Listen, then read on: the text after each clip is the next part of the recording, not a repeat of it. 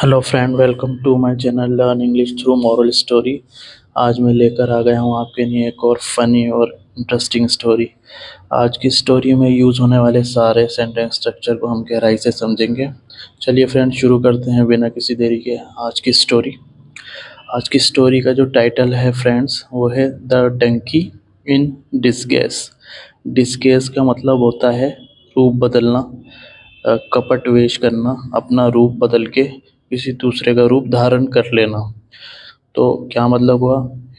एक definite article है the Dunki इन डिस्गेस। तो एक गधा दूसरे रूप के अंदर। इन अ फार अवे फॉरेस्ट, दूर जंगल में, there lived a mischievous donkey. क्या मतलब हुआ? एक नटखट, मिस्चीवियस का मतलब होता है नटखट, डोंकी। तो क्या मतलब हुआ इस सेंटेंस का? एक शरारती डंकी रहता था दूर जंगल में। मिस्चीवियस एक एडजेक्टिव है जो इस नाउन के बारे में हमें बता रही है। वो डोंकी था नटखट। He loved to play pranks on others. Past indefinite का सेंटेंस है सब्जेक्ट, वर्ब और इन्फिनेटिव वर्ब, जो कि यहाँ एक नाउन का काम कर रही है और इस वर्ब का ऑब्जेक्ट का काम कर रही है। प्रैंक्स होते हैं फ्रेंड्स, जैसे कोई प्रैक्टिकल जोक्स करते हैं दूसरे के ऊपर, तो हंसी मजाक वाले, उनको हम प्रैंक्स कहते हैं दूसरों पर। तो क्या मतलब हुआ? वो वो पसंद करता था, पसंद, कभी भी जब भी हमें अपना ऑब्जेक्ट ढूंढना होता है, क्योंकि ये एक ट्रांसिटिव वर्ब है। ट्रांसिटिव वर्ब इंग्लिश के अंदर अपना ऑब्जेक्ट ज़रूर लेकर आती हैं।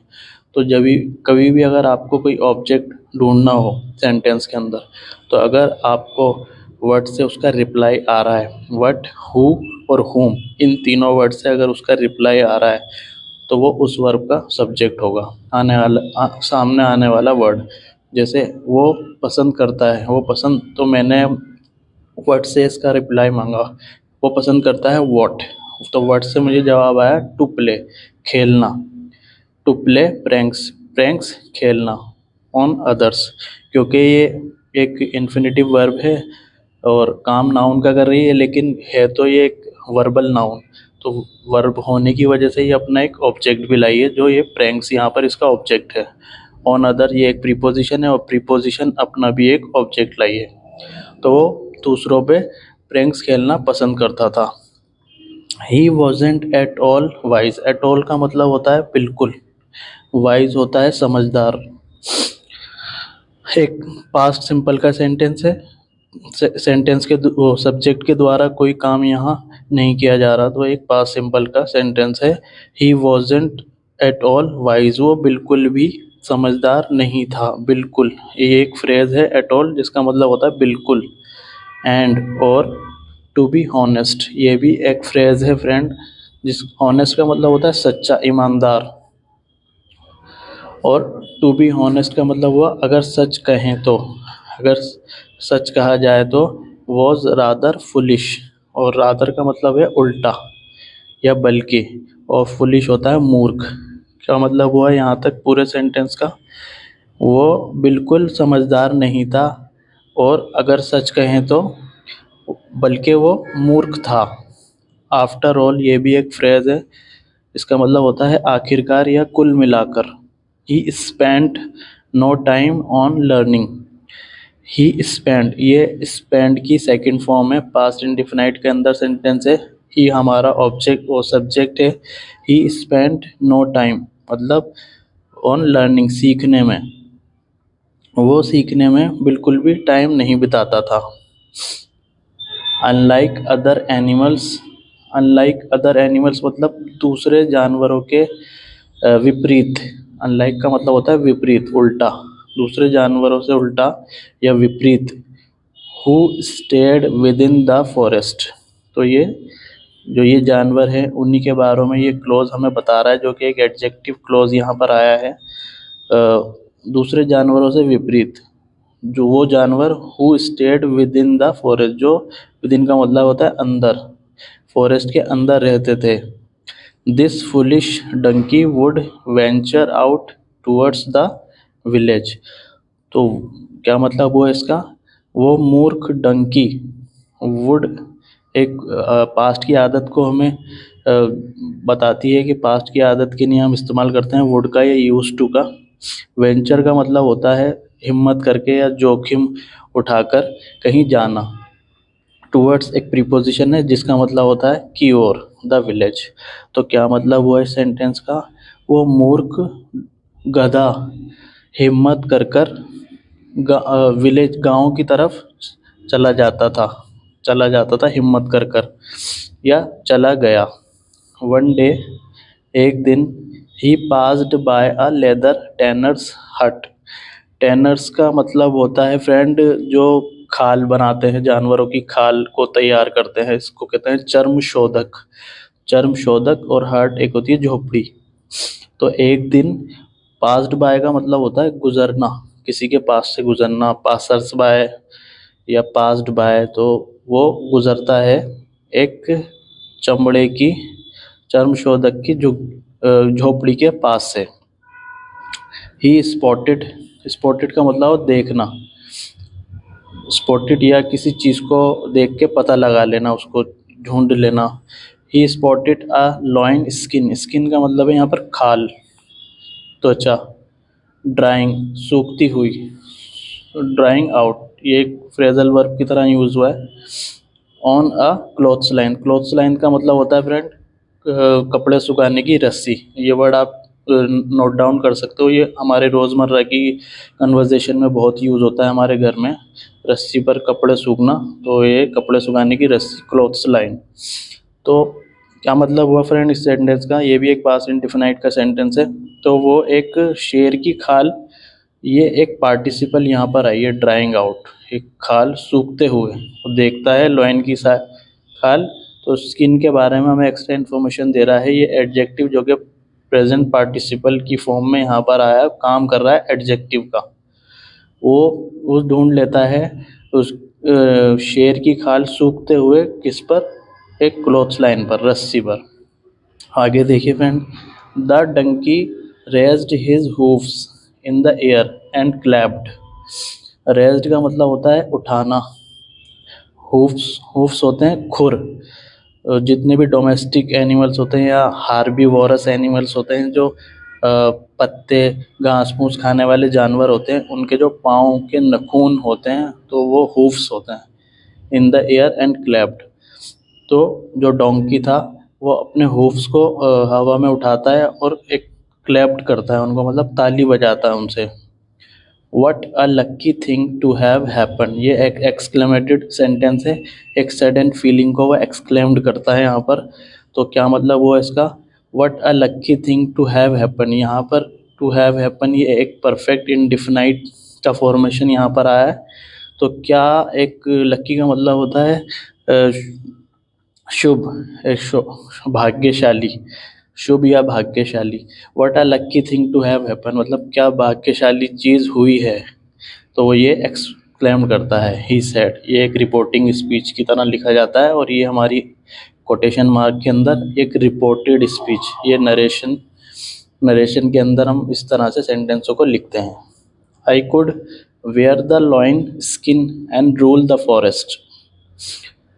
तो वो अपने मन ही मन में बोलता है, आई कुड एक सकता का सेंस होता है या पॉसिबिलिटी के लिए हम कुड का यूज़ करते हैं सेंटेंस के अंदर, और हमेशा इसके साथ वर्ब की, अगर ये सिंगल है तो वर्ब की फर्स्ट फॉर्म ही इसके साथ आती है। अगर कुड हैव है तो वर्ब हैव का सेंस होता है सकता था। I could wear the lion, मैं पहन सकता हूँ इस शेर की खाल, and rule the forest, rule का मतलब होता है शासन करना, और जंगल में शासन कर सकता हूँ। All the animals will be so scared and will do just as I say।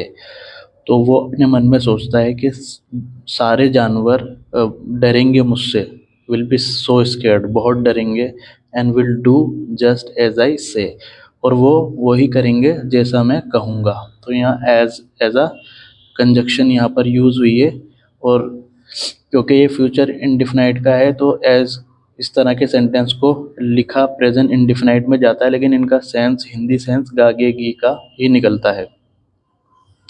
So he put on the loin skin and looked just like a real scary loin.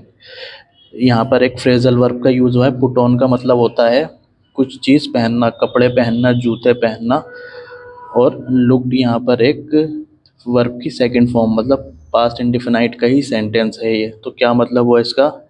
इसलिए तो वो अ, शेर की खाल पहन लेता है और दिखता है। ये एक स्टेटिव वर्ब है जो मतलब वो दिखने में लगता है जस्ट बिल्कुल एक असली डराने वाले शेर की तरह।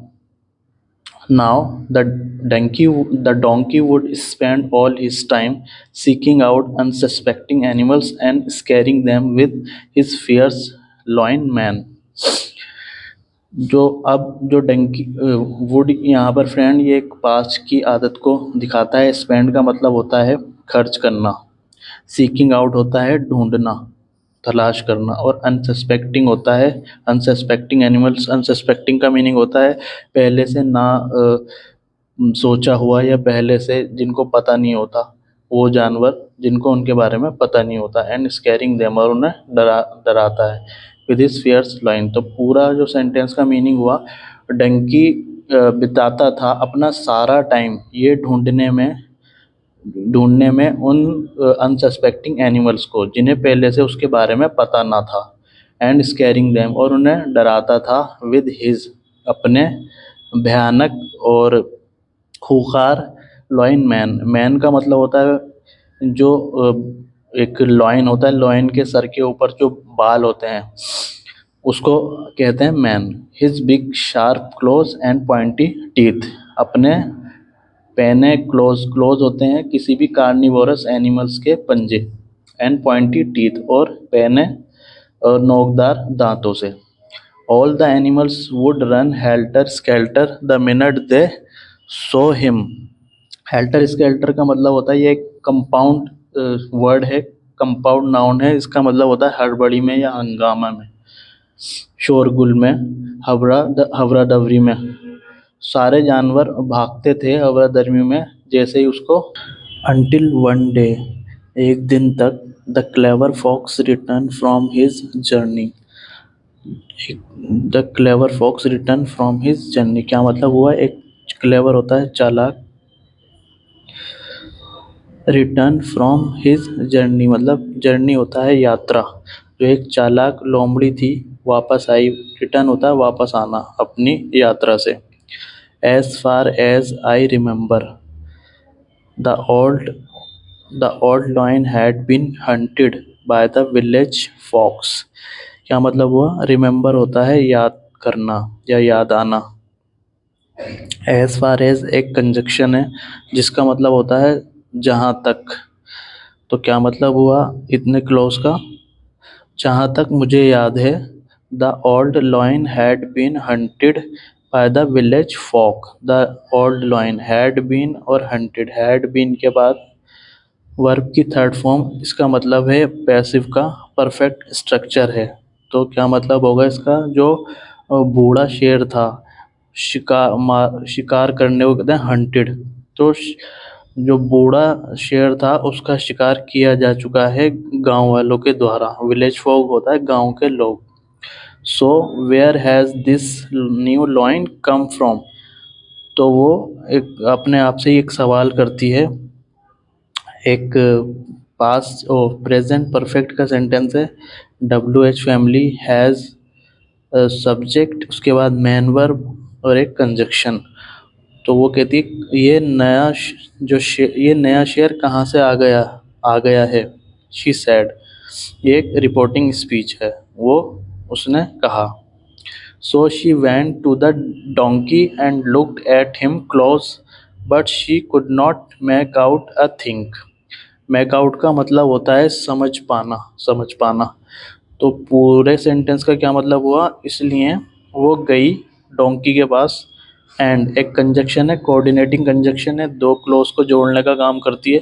लुक्ड एट हिम, और पहले तो वो गई डोंकी के पास, फिर उसने देखा उसको। लुक्ड एक ऐसी वर्ब है जो अपने साथ एक फिक्स प्रीपोजिशन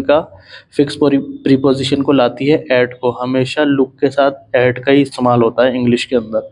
हिम क्लोज, तो उसको उसने पास से देखा। बट लेकिन she could not make out thing, क्योंकि ये पास्ट की बात है तो कुड का सेंस यहाँ पर होगा सका, पाई या पाया। लेकिन वो समझ एक किसी भी चीज़ को समझ नहीं पाई, मतलब समझ में नहीं ला पाई वो कुछ भी चीज़ का उसके बारे में।